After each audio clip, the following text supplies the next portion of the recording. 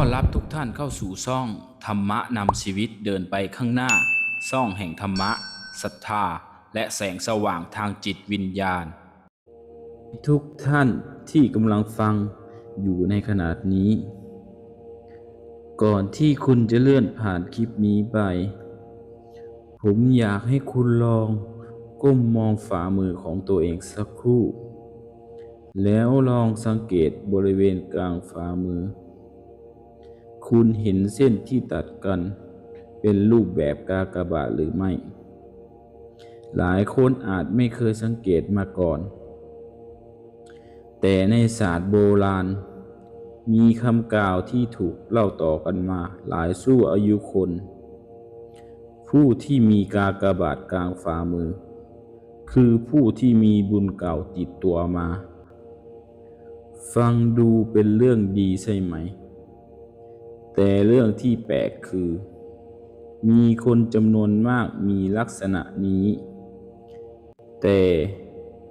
กลับไม่ได้มีชีวิตที่สุขสบายเหมือนที่หลายคนคิดบางคนเกิดมาในครอบครัวยากจนบางคนต่อสู้ดิ้นรนตั้งแต่สมัยเด็กบางคนถูกเอาเปรียบถูกหักหลังทำดีเท่าไหร่ก็เหมือนจะเหนื่อยกว่าคนอื่นและบางคนถึงขั้นตั้งคำถามกับชีวิตว่าถ้าฉันมีบุญจริงทำไมชีวิตฉันถึงลำบากนักคำถามนี้เองเพราะความจริงที่ซ่อนอยู่เบื้องหลังอาจเปลี่ยนมุมมองที่คุณมีต่อชีวิตไปตลอดกาลคิดว่าคนมีบุญต้องร่ำรวยต้องโชคดีต้องไม่เจอปัญหาแต่ในทางธรรมแล้วบุญไม่ได้แปลว่าชีวิตจะไม่มีอุปสรรคบุญหมายถึงต้นทุนทางจิตวิญญาณที่สะสมมาเหมือนคนที่มีเมล็ดพันธุ์ที่ดีอยู่ในมือแต่ถ้าไม่ปลูกไม่ดูแลเมล็ดพันธุ์นั้นก็ไม่อาจออกผลแต่เกิดมาเพื่อใช้บุญนั้นเพื่อสร้างประโยชน์ให้มากขึ้นและบางครั้งก่อนถึงจุดนั้นเขาต้องผ่านบททดสอบในคัมภีร์ทางพุทธศาสนาหลายแห่งมีเรื่องของบุคคลที่เคยสร้างบุญมหาศาลแต่ก็ยังเผชิญหน้ากับวิบากกรรมเก่าแม้กระทั่งพระอรหันต์หลายรูปก่อนบรรลุธรรมก็ต้องผ่านความทุกข์แสนสาหัสนั่นเพราะกฎแห่งกรรมไม่ได้ทำงานเพียงอย่างเดียวคนเราไม่ได้เกิดมาแค่มีบุญเก่าแต่ยังเกิดมามีกรรมเก่าที่สะสมมาด้วยเปรียบเหมือนบัญชีสองเล่มเล่มหนึ่งคือบุญบางคนมีบุญมากแต่ก็ยังมีหนี้กรรมมากเช่นกันเมื่อถึงเวลาสดใสชีวิตเหมือนเต็มไปด้วยอุปสรรคคนที่มีบุญมาเกิดมักมีลักษณะบางอย่างคล้ายกันอย่างแรกคือเป็นคนใจดีสงสารคนง่ายไม่ชอบเอาเปรียบใครแม้บางครั้งจะถูกเอาเปรียบเองก็ตามอย่างที่สองมักมีความรู้สึกที่แตกต่างจากคนรอบตัวเหมือนเกิดมาเพื่อทำบางสิ่งแต่ยังไม่รู้ว่าคืออะไรอย่างที่สามผ่านความทุกข์ตั้งแต่อายุยังน้อยจนบางครั้งต้องโตเร็วกว่าคนอื่นและอย่างที่สี่มักสนใจเรื่องธรรมะศาสนาและเรื่องจิตวิญญาณโดยธรรมชาติคุณเคยสังเกตไหมครับบางคนยิ่งลำบากยิ่งใจดียิ่งผ่านความทุกข์ยิ่งเมตตานี่ไม่ใช่เรื่องบังเอิญ เพราะความทุกข์มีหน้าที่ขัดเกลาจิตใจ เหมือนเพชรที่ต้องผ่านแรงกดดันมหาศาลก่อนที่จะกลายเป็นอัญมณีอันล้ำค่าในความเชื่อโบราณกากบาทกลางฝ่ามือถูกมองเป็นภารกิจบางอย่างหมายถึงคนที่ไม่ได้เกิดมาเพื่อตัวเองเท่านั้นแต่เกิดมาเพื่อช่วยเหลือผู้อื่นเพื่อสร้างประโยชน์เพื่อเป็นแสงสว่างให้กับบางคนและเมื่อภารกิจใหญ่บททดสอบก็ใหญ่ตามไปด้วยลองคิดดูนะครับถ้าคุณจะสร้างสะพานที่แข็งแรงก็ต้องทดสอบวัสดุอย่างหนักถ้าคุณจะสร้างผู้นำที่แข็งแกร่งเขาก็ต้องผ่านประสบการณ์มากมายเช่นเดียวกัน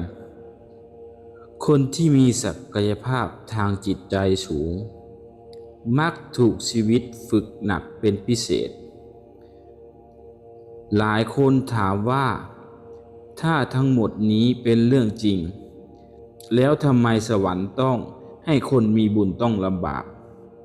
คำตอบคือเพราะความลำบากไม่ใช่การลงโทษ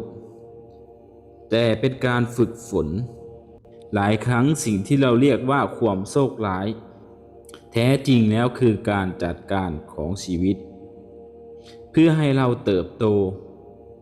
แต่มีเรื่องหนึ่งที่สำคัญมากคนมีบุญจำนวนไม่น้อยกับใช้ชีวิตผิดทางเมื่อเจอความทุกข์ก็เริ่มโกรธเริ่มอาฆาตเริ่มคิดลบเริ่มหมดศรัทธาและนั้นเองคือการปิดประตูแห่งบุญของตัวเองเพราะบุญไม่ได้ทำงานอัตโนมัติบุญต้องมีช่องทางในการส่งผลเหมือนน้ำที่ต้องมีท่อถ้าท่ออุดตันน้ำก็ไม่ไหลจิตใจที่เต็มไปด้วยความโกรธความอิจฉาความพยาบาทคือท่อที่อุดตันทำให้บุญส่งผลได้ยาก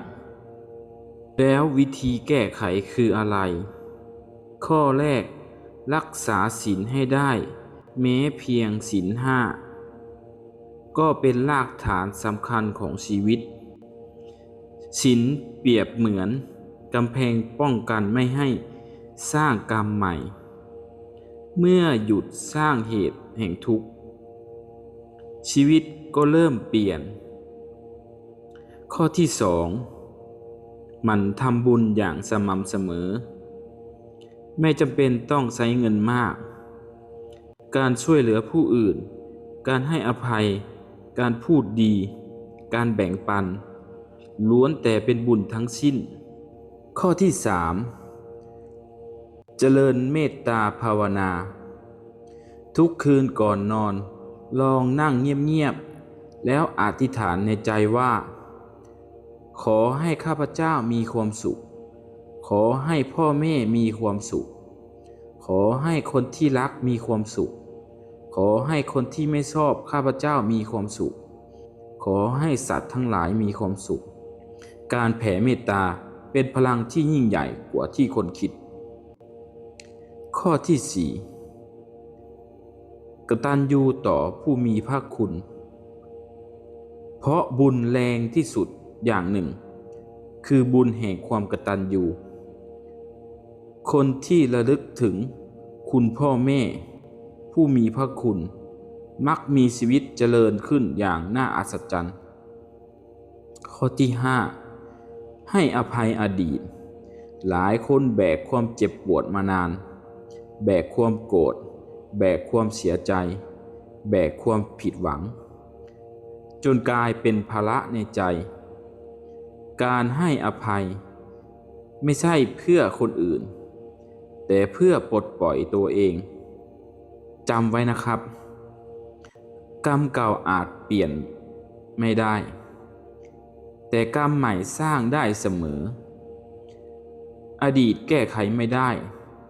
แต่อนาคตยังสร้างได้ และปัจจุบันคือจุดเริ่มต้นของทุกสิ่งบางคน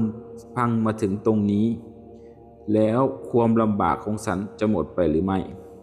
คำตอบคือไม่มีใครรู้แน่ชัดแต่สิ่งที่รู้แน่นอนคือถ้าคุณเดินถูกทางความทุกข์จะไม่สูญเสียเปล่ามันจะเปลี่ยนเป็นปัญญาเปลี่ยนเป็นความแข็งแรงและเปลี่ยนเป็นพลังงานแห่งการช่วยเหลือผู้อื่นคนที่เคยผ่านความมืดจะเข้าใจคุณค่าของแสงสว่างคนที่เคยล้มจะเข้าใจคนที่กำลังล้มคนที่เคยร้องไห้จะเข้าใจน้ำตาของผู้อื่นและนั่นคือเหตุผลที่บางคนต้องผ่านบททดสอบมากกว่าคนอื่นตามความเชื่อสิ่งสำคัญไม่ใช่เครื่องหมายบนมือแต่เป็นสิ่งที่อยู่ในใจเพราะอนาคตของคุณไม่ได้ถูกกำหนดด้วยเส้นลายมือเสมอไปไม่ได้ถูกกำหนดด้วยเส้นลายมือแต่ถูกกำหนดด้วยการกระทำความคิดและจิตใจในแต่ละวันก่อนจากกันวันนี้ผมอยากฝากข้อคิดสั้นๆไว้ว่าคนมีบุญไม่ได้หมายถึงคนที่ไม่เคยทุกข์แต่หมายถึงคนที่ใช้ความทุกข์เป็นบันไดสู่ปัญญาคนมีบุญไม่ได้หมายถึงคนที่ไม่เคยล้มแต่หมายถึงคนที่ลุกขึ้นได้ทุกครั้งที่ล้มและคนมีบุญที่แท้จริงไม่ใช่คนที่ได้รับมากที่สุดแต่คือคนที่แบ่งปันมากที่สุดหากวันนี้คุณกำลังเหนื่อยกำลังท้อกำลังเผชิญหน้ากับปัญหาที่มองไม่เห็นทางออกขอให้รู้ไว้ว่าทุกคืนที่มืดมิดย่อมมีรุ่งอรุณอยู่เสมอขอเพียงอย่าหยุดเดินอย่าหยุดทำความดีอย่าหยุดรักษาน้ำใจแล้ววันหนึ่งคุณจะเข้าใจว่าทุกสิ่งที่เกิดขึ้นในชีวิตล้วนแต่มีเหตุผลของมันขออนุโมทนาบุญด้วยทุกท่านที่รับฟังจนจบหากคลิปนี้มีประโยชน์ฝากกดไลค์กดแชร์เพื่อส่งต่อข้อคิดดีๆให้กับคนที่คุณรักอย่าลืมกดติดตามช่องของเราพร้อมกดกระดิ่งแจ้งเตือนเพื่อจะไม่ให้พลาดคลิปธรรมะและข้อคิดดีๆในครั้งต่อไปขอให้ทุกท่านพบแต่ความสุขความเจริญมีสติปัญญาและมีกำลังใจในการดำเนินชีวิตขอบคุณครับ